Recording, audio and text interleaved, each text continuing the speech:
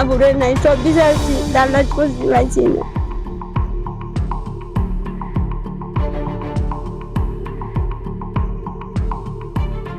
যেন শুয়েছি এন নেই দিকে টাইন না আরো সামনে আনছে আইন না সেটা দিই তো মশাই খোলা মশারি খোলা দেখে সেটা আমি সিল্লি দিছি ওরে বাবা উঠতে সেটা কিতে হইতে আমি গাবু তো বিছনার ভিতরে নাই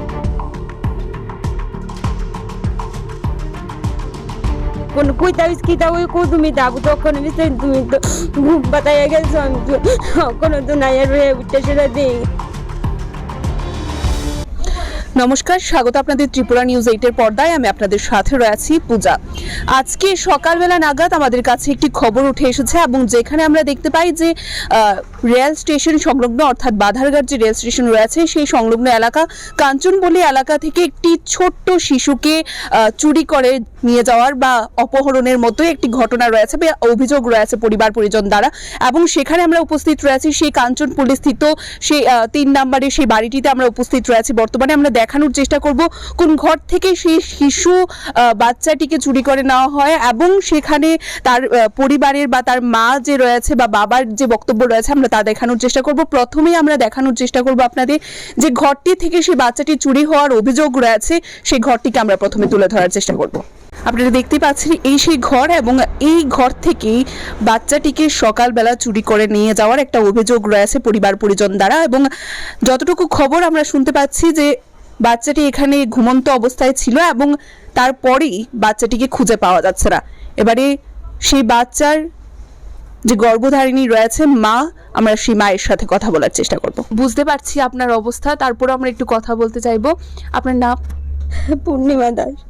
আজকে সকালে ঠিক কি ঘটেছিল? সকালে আমি আবুরে খাওয়াইছি আবুরে মশারির ভিতরে ঘুম পাতাই দিয়ে উঠতেছে আমি কাজ করতেছি, বাসন দিতাম গেছি, বাসন দিয়ে আয়া দিয়ে গিয়ে দরজাটা একটা ফাট লাগাই না আসলো, একটা ফাট খোলা আসলো, আয়া দিয়ে দুনুরা ফাট খোলা।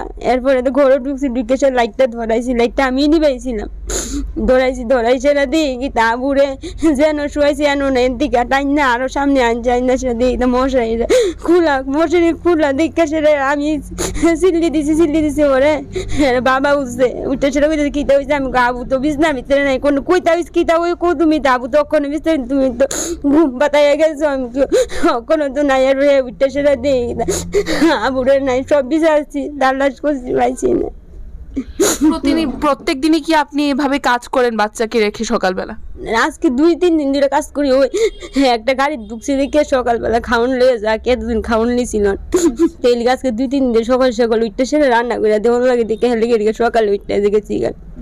কদিনের বাচ্চার বয়স কত? 1 মাস 13 দিন। সকালবেলা আপনি কোথায় ঝাড় দিচ্ছিলেন, কাজ করছিলেন কোথায়? আমি ওই পিছনে বাসন দিতেছি আর আমার জালে উড়ান ঝাড়ু দিতেছি বাড়ির সামনে।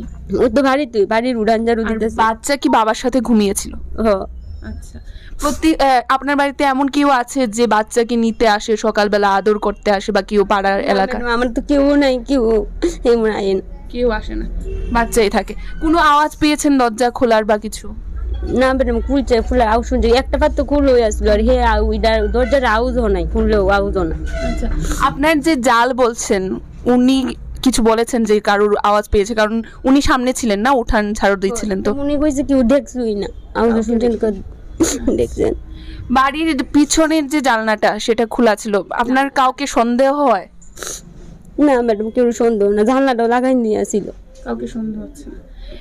কি মনে হয় যে প্রশাসনিক আধিকারিক বা পুলিশ এসেছে, তাদের কাছে বলেছেন বাচ্চাকে খুঁজে দেওয়ার জন্য? কোনো ছবি আছে বাচ্চার আপনার? না ম্যাডাম কোনো ছবি। গর্ভধারিণী মায়ের সাথে কথা বলার পর আমরা যে বিষয়টি জানতে পারি, সেই জাল এবং ওনার স্বামী বর্তমানে থানায় রয়েছেন। আমরা সেখানে যাওয়ার চেষ্টা করব। প্রশাসনিক আধিকারিকরা কতটুকু এগিয়েছেন, কতটুকু তৎপরতার সহিত পদক্ষেপ গ্রহণ করছেন, সেগুলো আমরা জানার চেষ্টা করব।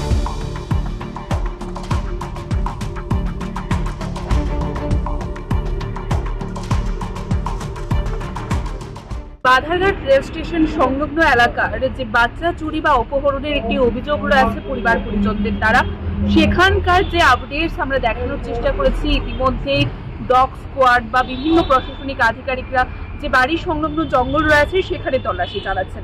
তার পাশাপাশি প্রশাসনিক আধিকারিকদের তৎপরতা নিয়ে আমরা অবশ্যই পৌঁছে গেছি আমতলী যে থানা রয়েছে সেখানে। আমরা দেখানোর চেষ্টা করার জন্য আমরা কথা বলতে এসেছিলাম, আমরা দেখার জন্য যে কি তৎপরতা তারা গ্রহণ করেছে।